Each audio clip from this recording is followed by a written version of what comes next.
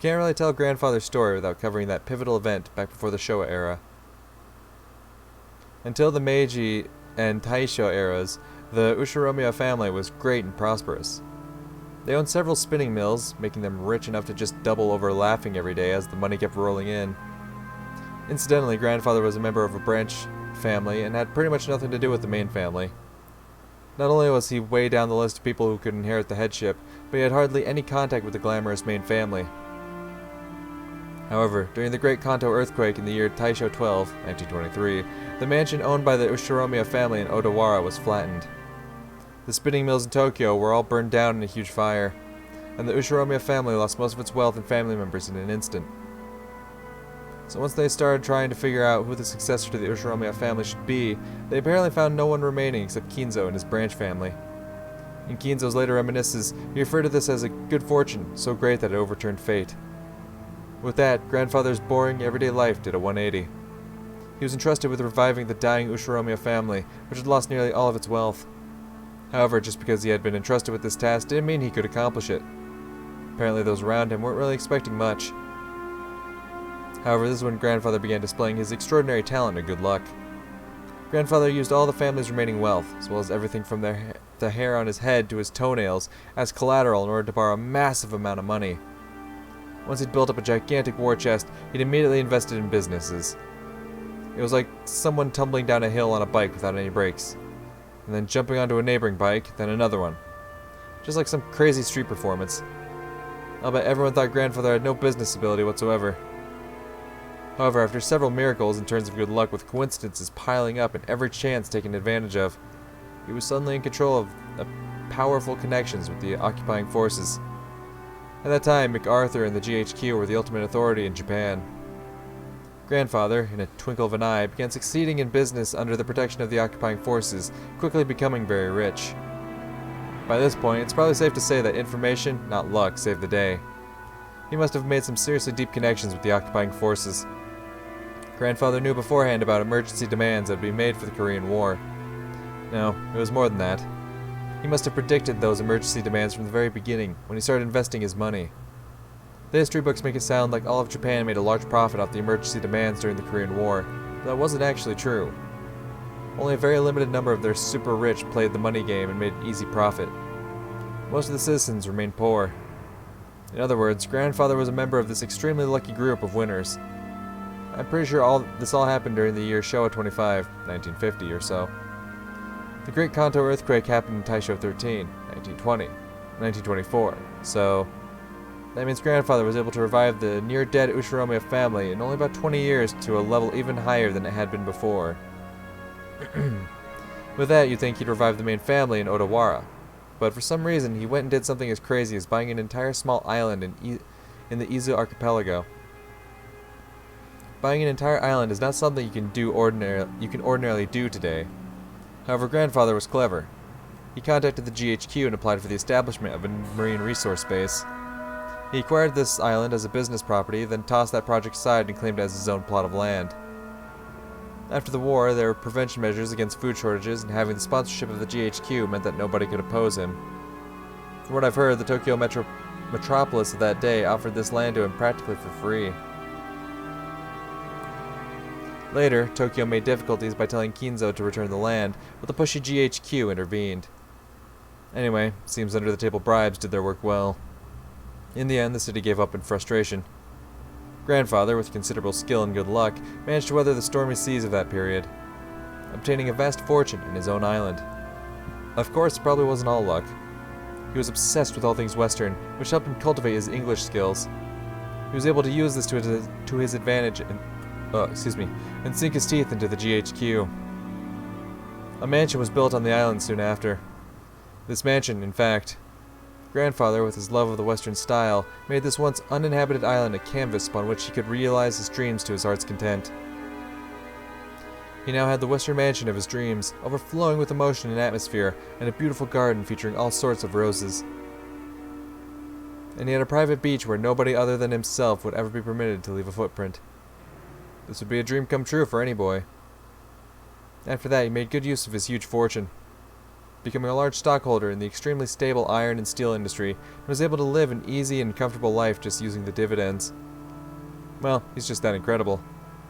This kind of person usually has the ability to foresee and predict the future, or at least that is how they're portrayed after the fact. But grandfather denies all of that, repeatedly saying that he was simply blessed with extraordinary luck. Anyway, even a lord like that can't help but grow increasingly eccentric when locked up alone on an island where all his dreams are made real. Everyone knows that he's had a Western obsession from the start. But none of our parents really know when his bizarre black magic hobby began. Did his love of black magic begin way back when he became fascinated with everything Western? Or did his miraculous stretch of good luck while reviving his family cause him to feel a mysterious power in himself? At some point, grandfather began to make the research of black magic his life's work. He filled his study up with suspicious books, chemicals, and magical items as he became increasingly bizarre. From what I've heard, those around him warmly watched over him, figuring that someone who had achieved success in life had a right to do as he pleased. But there's no way that's true. They probably just creeped out thinking, that's disgusting, I don't want to get involved. Anyway, that agitated period was an age of big gambles with both opportunities and risks. Let's say grandfather was born in this time period. He would have had no opportunities and would probably have advanced like a chess piece from mandatory education to college at a leisurely pace, never becoming more than an average salaryman. If that happened, he'd probably have sat somewhere happily talking behind his boss's back. No, not in a fancy dining hall like this, more like a table in some bar. Then again, I'll bet this family conference would be a whole lot more relaxing if that were the case. Okay, that's enough about the old geezer. More importantly, let's talk about this incredible lunch. I'm already convinced by that sashimi salad appetizer. Goda-san's an excellent chef. Bless, these fish were caught in the adjacent seas, weren't they? They're totally different from the sashimi you get at the supermarket. Hey, quit it, Battler. Your upbringing will be exposed. Everyone let out a big laugh. Damn it, you say that even though you love those cheap pubs. I've eaten at many unusual places because of work, but this stands right up there with the best of them. I'd be willing to bet Goda-san used to be pretty well known in those circles. Well, I don't know the details, but stuff got complicated at the long-standing hotel I used to work at, what with them opening a new establishment with the same name and breaking into factions or whatever it was. In the middle of all that, he was apparently forced to retire. At that time, Mom just happened to be sending out job offers for a servant. As Goda removed the empty plates, began to recount his own bumpy past without losing his smile. The world is a difficult place. However, thanks to the madam, I was given a chance to display my skills as chef once again, this time for the Ushiromia family. Although I enjoy experiencing the smiles of a larger number of people, I also find it quite entertaining to perform more delicate work that could please the limited number of those who have employed me. All this is thanks to the opportunity given to me by the madam. Goda-san respectfully bowed his head towards Aunt Natsu. That's because you were the most talented of the applicants. And the decision was purely objective, not based on personal feelings, so there is no need to thank me. Dang, why does Aunt Natsu always have to sound so indifferent? If only she spoke with a bit more kindness, she might leave a different impression. Shanan-chan and Kamasawa-san entered from the hallway with a servant cart. Please excuse us. Now then, let's move on to today's dessert. Goda-san and the others laid the beautifully adorned dessert out in front of us all. I guess it's true when they say you have another stomach for dessert. I thought I'd already filled up on delicious food, but as soon as I laid eyes on that dessert, my stomach started yelling more.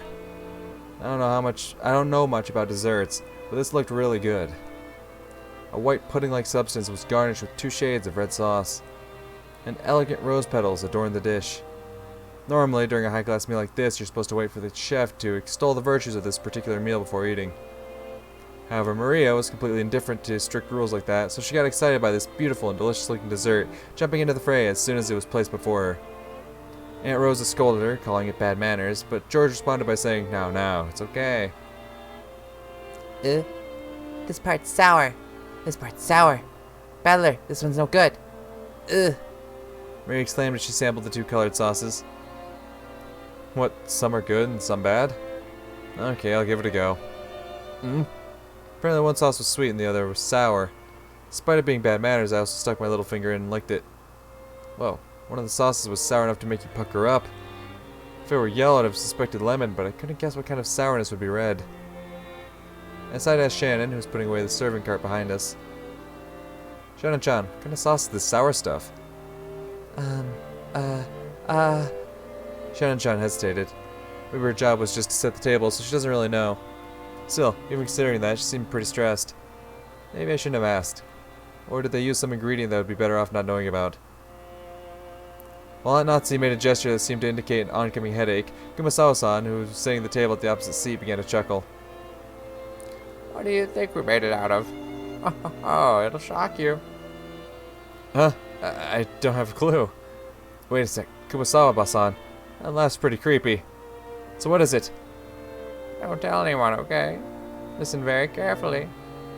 Kumasawa-san leaned across from the other side of the table. I leaned forward myself when she asked. Their interest caught. Jessica, George, Aniki, and of course Maria also put their ears closer. What? What? Quickly! Quickly! You see, the sour part is made from juice squeezed from a mackerel. What? Mackerel? That's crazy, we all thought, horrified. Only Maria accepted it, nodding sagely. Mackerels are sour. This is what comes out when you squeeze them. When Maria started clamoring that mackerel were sour, the adults were unable to contain their laughter. Only Aunt Rosa, her face red, whispered to Maria that mackerel is sour only once prepared as shimisaba. Ah, now I totally remember. Kumasawa-san was always like this, wasn't she? I think I remember her tricking me too in all sorts of ways when I was young. The most lethal has got to be that one. Those flimsy black things in Chinese dishes. They're kikarage shrooms. She told me they were penguin meat, and I went all around school like a smartass telling everyone, didn't I? Kumasawa-chan, you sure haven't changed. You know Maria's gonna believe it now, right? Oh, it's just a joke. Now, Goto-san's going to tell us what the sauce really is, won't he? Goto looked a little put off about his masterpiece being laughed at for such a bizarre reason. But after clearing his throat once, he introduced the dessert to us. Well then, allow me to introduce our dessert. After seeing how much you all enjoyed the rose garden earlier today, I finished this panna cotta in a rose garden style. The rose petals scattered across were selected just now from that very rose garden. The sauce is a combination of two reds, strawberry and rose hips. Please enjoy this mixture of the strawberry sweetness and the rose hip sourness. Furthermore, the rose petals are merely decorative, so please avoid them while you eat. With that said, please enjoy. Whoa, man, I almost want to applaud before eating. Just like with medicine, reading the detailed description first seems to make it work a whole lot better. As Goto-san elaborated on the details of the dessert, I started to feel even more appetizing. Seriously, shouldn't you call him subtle or just talented? The dessert was probably planned from the beginning, but taking the hint when we all stopped in front of the rose garden earlier today, he displayed an incredible and timely awareness of just adding a few rose petals from that garden. The combination of sweet and sour was also exquisite. If it was just sweet, you'd get used to it and bored halfway through. But if you reach the sour sauce at that point, you get a really vivid taste. And then once you return to the sweet sauce, all of the sourness in your mouth will be replaced with an enjoyable sweetness. I'm sure everyone else felt the same way.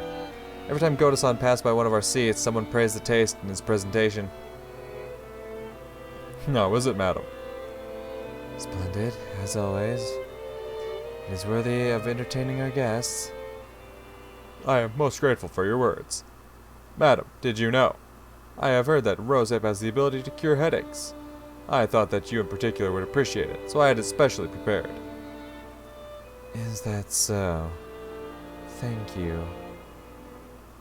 See, didn't I tell you Natsume-san? Rosehip is great for headaches. So it seems. I do hope it actually helps. Ah! Goto-san, I love ya. Hey, later on, why don't you tell me how they're treating ya? Or if you can't, just let me know what sort of salary you'd like. Having your talent confined to this small island is sacrilege to humanity's cooking culture. What do you think about working your craft for my company, delighting all our customers? Hideyoshi-san, are you trying to steal away our Goda? No, that won't do at all. We'd better start treating Goda better, or he'll get snatched up. Yes, you really should. If you don't, someone's gonna grab him and you'll be stuck with 3 meals of Kumasawa-style mackerel cooking a day, won't you? Oh, that's harsh. It seems someone's holding a grudge against me. Wahahaha! Everyone let out a huge laugh. According to Jessica, Kumasawa-san's mackerel jokes were a running gag that our parents had long since gotten used to. Kumasawa-san often claimed that mackerels had precious nutritional value, which could slow aging, make people smarter, and more. Supposedly, while it couldn't stop the outward signs of aging, it helped prevent it on the inside. Since she was still spirited enough to tell these kinds of jokes at her age, there must be something to that theory. Oh, in that case, if you'll excuse me, prepare yourself for tonight's dinner. I'll be cooking plenty of mackerel dishes for you all, so you'd better look forward to it. We sure will. Can't wait to get all puckered up from tonight's shimesaba. That sounds wonderful. I wonder if they'll be serving any good Japanese sake. Oh, we certainly will. Haven't you heard of Rokenjima's famous mackerel shochu? Wahahaha! Kumasawa-san, together with Shannon-chan, bowed and pushed the servant cart away. It was pretty funny to watch Goda-san, who looked like his show had totally been stolen, explain in a serious voice that we would be having calf steak for dinner. I love this dude constantly getting shit on. Because, what we saw at the beginning with, when we learned that, Goda had fucked everything up and then pushed the blame off onto fucking Kanon and Shannon. Well, more specifically Shannon. Like, fucking, I love seeing, like... And that's why she's doing it. God damn it, I'm an idiot, of course. Because Kumasawa saw the whole thing. So of course that's why she's doing it. Of course she's fucking snatching the wind out of Goda's sails. Just be like, fuck you. This is my show now, motherfucker. Kumasawa-san, thanks for doing that back there. As she pushed the servant cart, Shannon bowed her head very deeply. Oh, I haven't done anything that requires thanks. Kumasawa may have played dumb, but she had obviously understood and saved Shannon in the nick of time. Back when Badler had asked about dessert, Shannon had unfortunately hesitated. There may have been several ways to dodge the question, but all of them would have required some quick wits. Shannon, who hesitated when hard-pressed for a response, was always suffering because of this small weakness. If only Shannon had a little of the craftiness needed to cleverly shake off a mistake, like Goda, her life would have been a bit easier. The fact that she could perform other tasks flawlessly made this weakness even more unfortunate. However, there were some who understood Shannon's honest nature, her inability to gloss over a mistake and draw attention away from it. That was why Kumasawa had smoothly come to her rescue. I just heard from Genji-san that there will be a change in the afternoon shifts. I believe you were given a break until this evening. Oh, I'm jealous. Huh? Oh, sorry, I haven't checked the shift chart yet. Ah, yes. I was thinking I might start cooking some mackerel in the oven. If you don't mind, I'd be happy if you would help out a bit before your break. Yes. I would be delighted to help. To Shannon, Kumasawa was like a mother among the servants. Hell yeah. We love to see Shannon prosper. She deserves it. The dining hall needed to be cleaned up, so we were chased out. Instead, tea was being served in the parlor. Apparently, they'd prepared the black tea that Aunt Rosa had bought for Aunt Natsu. Maria said she also wanted to have some black tea, but my old bastard said she couldn't and told us children to go play outside. Badler-kun, why don't we all go for a walk outside? Go ahead and take a look at the roses or something. But keep a close eye on the weather. The sky is still clear. The weather report kept talking on about rain. I want to go to the beach. The beach. Oh, that sounds wonderful. Playing on a sandy beach isn't something you get to do often, is it? Ah, good point. Okay, let's all go to the beach then. Let's go. Maria, be careful not to get your clothes wet. Or your shoes. Won't get wet. That obedience is so cute. Badler-kun, make sure you keep an eye out for Maria-chan, okay? Sure, leave it to me. Hey, pretty obedient cute yourself, listening to Kairi like that. Why don't you also listen to me obediently for a change? Ha! Hell no. Let's go, everyone, come on. The children flew out of the parlor. They were replaced by Genji, who pushed a servant cart in and prepared to serve the tea. The parlor was filled with a sublime aroma which delighted everyone while they waited to sate their thirst. Rudolph's family certainly seems close. It's a wonderful thing. Quit it. We're no match for your family, Aniki. That's true. You've raised Jessica-chan to be so adorable. I imagine that's yet another fruit of your talents at education and training, Natsume-san. Thank you. Natsume answered coldly. The conversation broke off then, the parlor fell silent. Maybe Hideyoshi couldn't bear the silence because he broke it himself with an exaggerated gesture. Still, they sure do grow fast. I thought they'd be kids forever, but they start getting huge all of a sudden. Then they're adults like us. Paddler-kun looks like a completely different person now. His body has grown much bigger, but he's still just a kid. Though you could say the same about my husband. I wonder where the border between child and adult is. I still don't feel as though I've grown up. Isn't that pitiful? That's not something the mother of a child should say.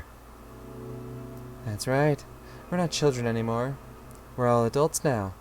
So I wish we could talk together on an intellectual level rather than an emotional one.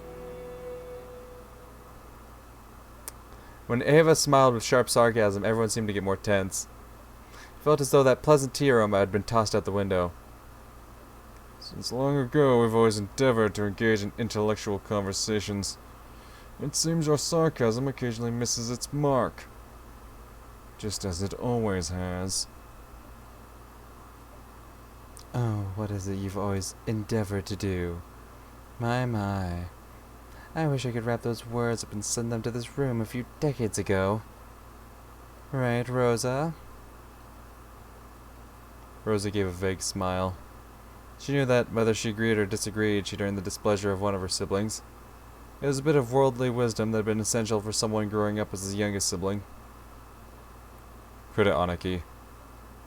We better get started on our main topic while the brats aren't around. Let us make that our intellectual discussion. As Rudolph glanced over the faces of all present, some let out a slight sigh, and some let a small look of resignation cross their face.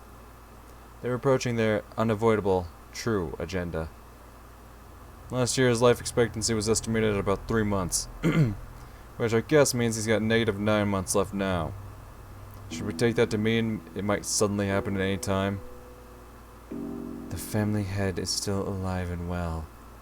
The fact that you'd bring up such an inappropriate topic under the light of day makes me doubt your sanity, Rudolph-san.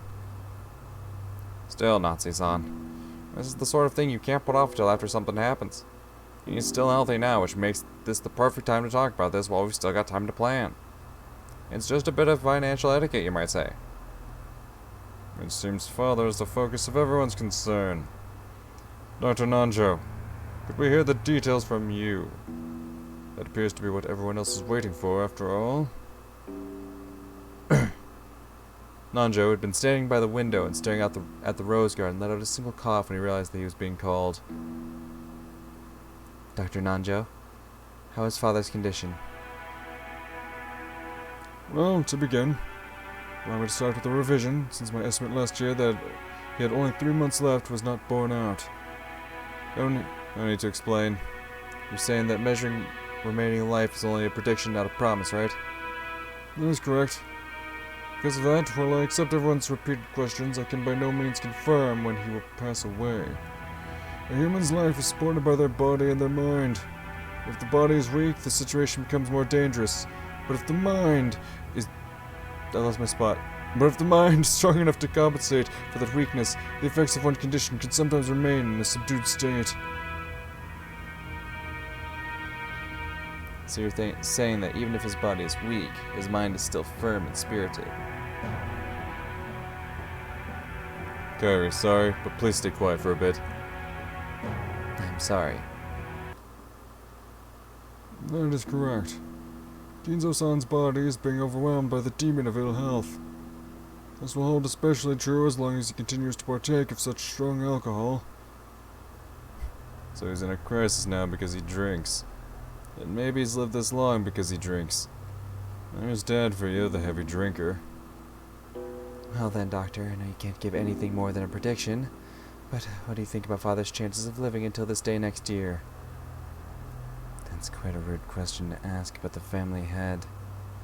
Nancy jumped on Eva, not even bothering to hide her astonished expression. Eva stared back daringly, but Hideyoshi realized what was going on and tried to smooth things over with a forced smile. Natsu-san, forgive her. Ava, choose your words a bit more carefully, okay? I'm sorry. I was just so concerned about Father's condition. Is that so? I hadn't realized. Dr. Nanjo, please tell us. For the sake of the beautiful love of a daughter, worried about her father's lifespan. Kraus laughed sarcastically, and Ava, smiling sweetly, returned an identical chuckle. You asked whether he will still be healthy next year. But as a doctor, it's very hard to say. Because while I do think this lull in his condition will continue for a while, if he suffers some kind of fit, there may be nothing we can do. After all, Rokenjima is a solitary island. It is not as though an ambulance could quickly jump in to save him. Normally I would want to have him placed in a large hospital on the mainland, but Father stated that he does not want his noble research interrupted. It seems he holds a grudge over the way we tried to force him out last year. Apparently, he strongly suspects that he'll be shut away in some hospital if he goes outside. And that's how things are now. Has Dr. Nanjo been examining him? Father trusts Dr. Nanjo. It seems he can be examined when in one of his better moods. I can examine his condition, but if I try to recommend medicine or hospitalization, he refuses to listen. I've really only been able to look. It's true, some people hate doctors. Still, what a hassle. Nanjo sighed deeply. The purpose of an examination is to determine whether medical treatment would be appropriate. Receiving an examination and then not following the advice given makes the whole thing pointless. So to sum it up, he's still expected to live 3 months. There's no way to guess how long he'll continue to live while still on the verge of death. Rudolph-san, couldn't you be a little bit more discreet with your words? Sorry. I've always talked this way. Give me a break. I understand how Dr. Nanjo sees it. What about you, Krasny-san? To be perfectly honest, I have to disagree with Dr. Nanjo. I find it truly difficult to think of Father as a person so sick that he has only 3 months to live. His yell's as healthy as ever, and I still get chills at the thought of his fists raining down on me. Pushing the care of your father solely on the shoulders of the eldest sibling is far from fair. In the next world, get born after me. Okay, let's get back on track. So in the opinion of our impartial, neutral doctor, it wouldn't be odd for him to go any time. No offense to you, Aniki, but I'd trust the opinion of an expert in this field. Which means it's definitely not too early to start talking about Dad's assets. Father's personal funds probably reach as high as several 10 billion yen, right? But it's not as though that's all neatly gathered as ready cash. It's not as simple as simply cutting a birthday cake with a knife. That's an interesting way of putting it. That's right. You sometimes get strawberries or chocolates on top of the cake, making it hard to cleanly cut into equal parts. Given that, don't you think it's important to discuss beforehand how best to stick the knife in? I cannot understand how you can all openly discuss this as though the family head is dead, even though he's still alive. Come now, don't you see how important this is? After all, when the time comes, the inheritance of his fortune must be carried out immediately, right? Moreover, the glorious Ushiromiya house's wealth is vast. Don't you understand that careful discussion is necessary beforehand? There's a huge difference between this family's resources and your family's wealth. How rude! My birth family has nothing to do with this. Natsu responded indignantly, though in a low voice, and the already dark atmosphere grew even more hostile. Give it a rest, Ava. Natsu-san, forgive us. Pardon her rudeness. Hideyoshi tried to smooth things over by glancing at both with a forced smile, but only resulted in making the hostility between Ava and Natsu more intense. It seems I'll just get in the way if I stay any longer. Please excuse me. Nanjo rose from his seat and exited the parlor. To an outsider, it may have seemed like a normal act of courtesy, but his back was watched by several glances, envious of his ability to escape. After the doctor had exited and his footsteps had disappeared into the distance, Kraus recrossed his legs. In other words, this is what you all would like to say. Father's remaining life is short. You wanted to quickly enter into a practical conference concerning the distribution of the inheritance. Why are you so eager, I wonder? Certainly, as you say, estimating and distributing the Ushiromiya family's wealth is no simple task. In that case, shouldn't we make careful and deliberate calculations? It seems to me that you are all impatient to split up the cake tonight. Isn't that true, Rosa? What reason is there to be hasty? We aren't being hasty. Rosa's hardly said shit this whole time. Why are you calling her out? However, we need to have an agreement between the siblings. It doesn't matter when we do that. But if the day Father's condition worsens is approaching, discussing the matter beforehand hardly seems hasty to me. Rosa shot a glance at Ava and Rudolph. As the youngest sibling in the family, it was hard for her to be cross-examined by the eldest. Oh? Is that your true opinion? I didn't expect that. Expected the most honest and pure-hearted of the siblings would say something like that. I wonder if those two told you to say it. Quit it, Aniki. Rose is one of Dad's kids, too. She's got as much right to his inheritance as us. It's only natural that she'd be interested. After all, Dad'll definitely die, and that's not something that'll happen in the distant future. On the contrary, Aniki, you're way too relaxed. It almost seems like you'd like nothing better than to turn the discussion away from the inheritance issue. What do you mean by that? Are you trying to accuse my husband of something? Calm down, Natsu-san. Listen to what we have to say. Nissan, I hear the times have been extremely good lately. Yeah, since last year we've been in an unprecedented boom, and the yen keeps on rising. It seems that it's no longer a dream that the dollar will reach 100 yen. Uh-huh, sure.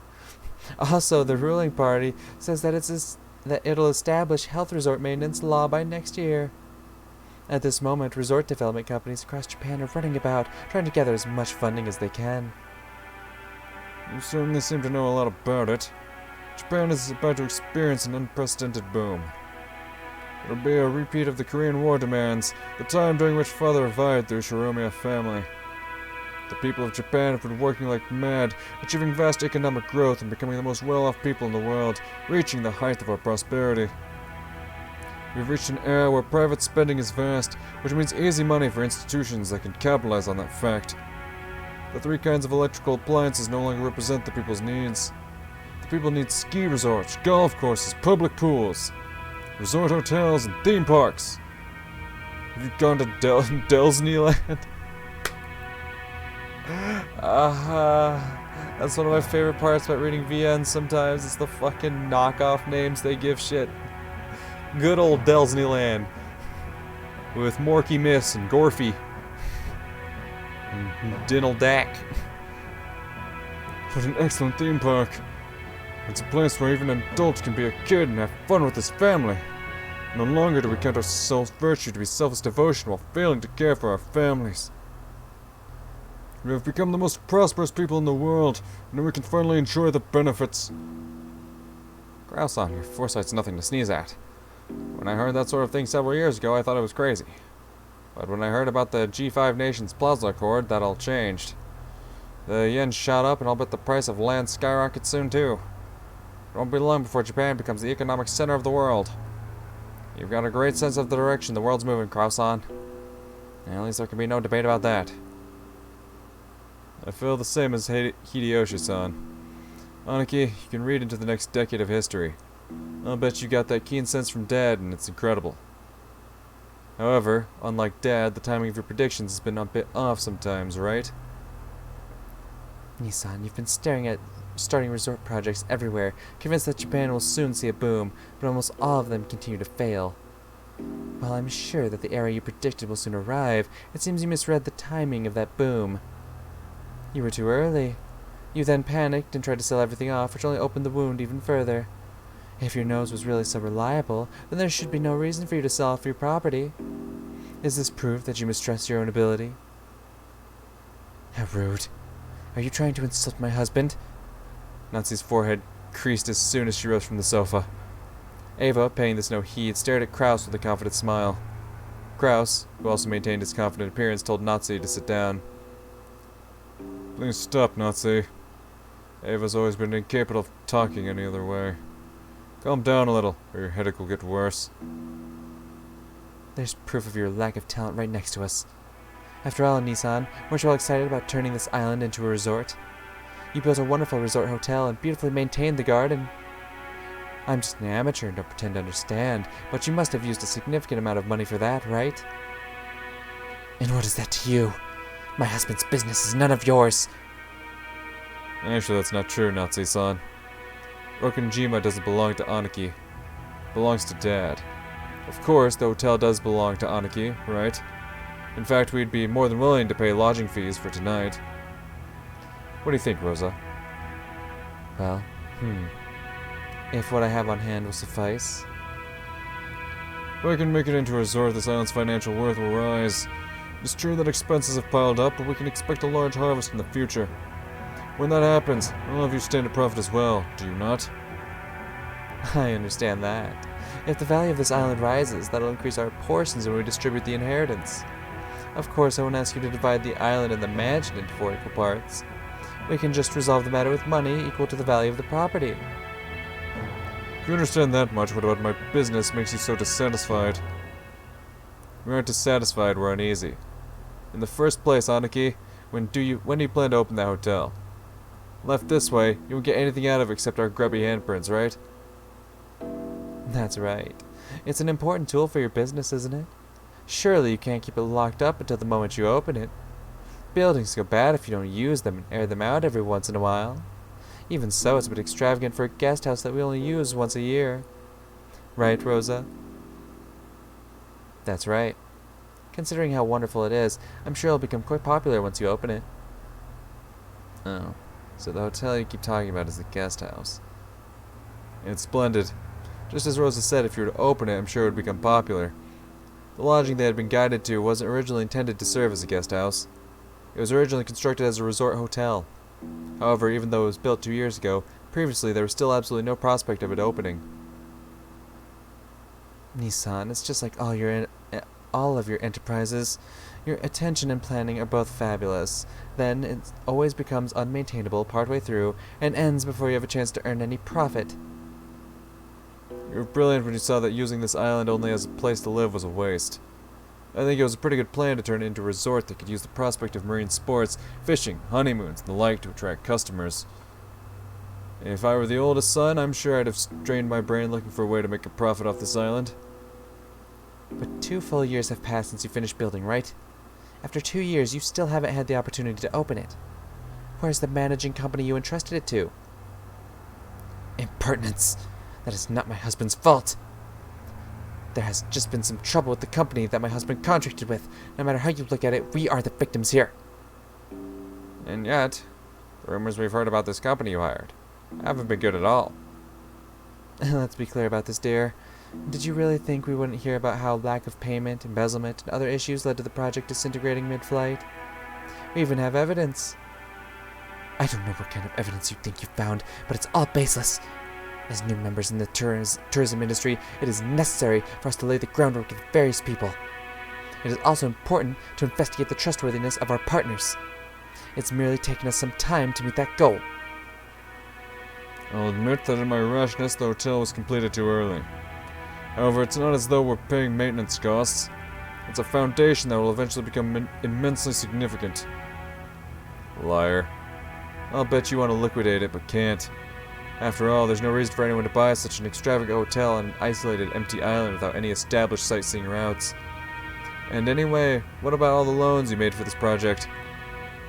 Even if you aren't incurring maintenance costs, the borrowed money that you can't return just keeps growing. Sorry, Krasny-san, but I've investigated the development plan for this island a bit. To be honest, I haven't heard anything good either. Hideyoshi-san, I can see how you might be left with that impression by looking only at the current financial situation. However, this is a forward-looking investment. I have no choice but to admit that my prediction was mistaken and that up until now, several liabilities have been created. However, the times have finally caught up with me. We'll soon regain everything that I've lost up to this point. No, actually, all of the investments I've made up until now will finally return to my possession. That's right, just like throwing away a small fry to catch a salmon, they will come back even bigger than before. I'll accept that. The resort business will probably see an unprecedented boom before long, though I don't know if it'll be enough to cover all your debt. However, Krasny-san, after all your failures in the past, who exactly do you expect to provide you with funding? And this isn't some small amount we're talking about. You'll need enough funding to fill the massive hole you've dug. What are you trying to say, Hideyoshi-san? Ah, Natsu-san, please don't get angry. We looked into this too. We checked to see who might have provided Krasny-san with enough financing to support his recent large-scale projects, despite its string of failures. And we discovered that no such backer exists. The iron rule of the money roulette is that you bet against the loser.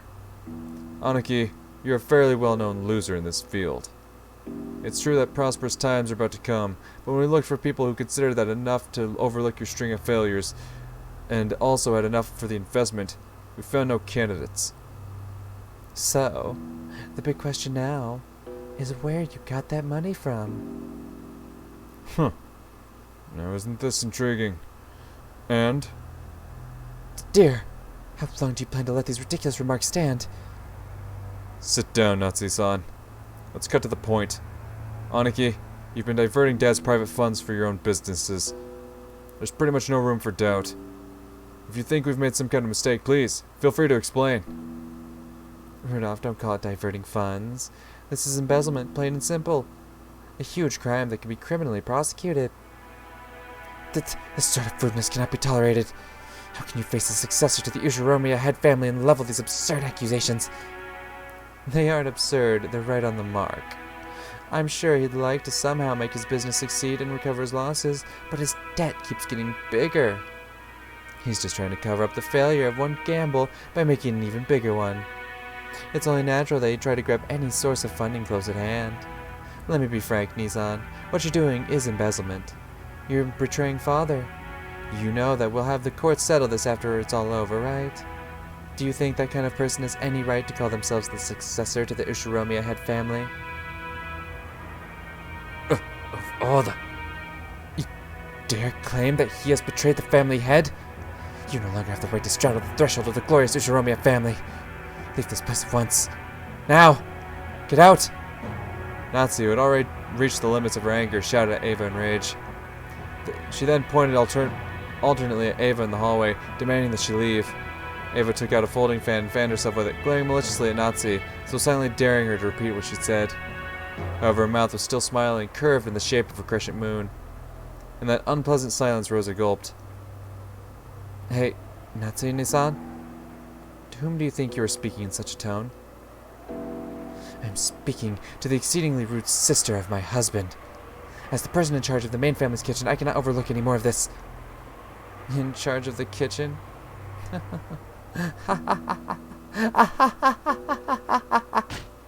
Be silent, lowly maidservant.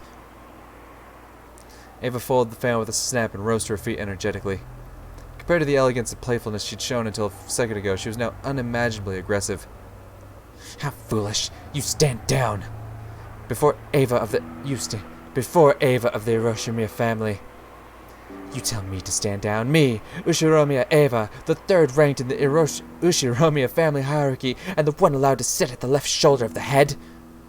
Know your place, and then look at your shabby self in a mirror. Where is the symbol of the wing on your clothes? Where are you permitted to wear the one-winged eagle? Aren't you nothing more than a borrowed womb to the house to house the next successor to the Ushiromiya family? Understand your place, you common housemaid! Ava's face was twisted hideously as her words gouged into Natsu's heart like talons wrenching at it. There were 100 ways Natsu wanted to respond. However, her anger and sorrow crushed her throat. None of those words managed to make it to her mouth. Her anger had nowhere to go. It became a single hot tear that slowly dripped down. What's wrong? If you have something to say, please do so. Come on. Ava faced her with a provocative gaze. However, Natsu could do nothing but tremble, her clenched fist quivering. Kraus quietly broke that powder cake tension. Nazi, leave your seat. You should go cool your head. What? Nazi, resenting the fact that her husband had not come to her aid, shifted the focus of her attack. Dear, don't you understand what they're saying about you? These people are basically calling you a traitor to the father. They are making light of the fact that we protect the glory of the Ushiromiya family, even though we are constantly expending every effort to earn that glory from father. They trample all of that underfoot with their hateful rambling. And you don't even try to fight back? Why? I'm only standing up for us because you won't, but you've been putting the entire burden on me for some time now. And now you tell me to go cool my head? It's always me. Even though I have always considered this family's affairs so seriously, you've...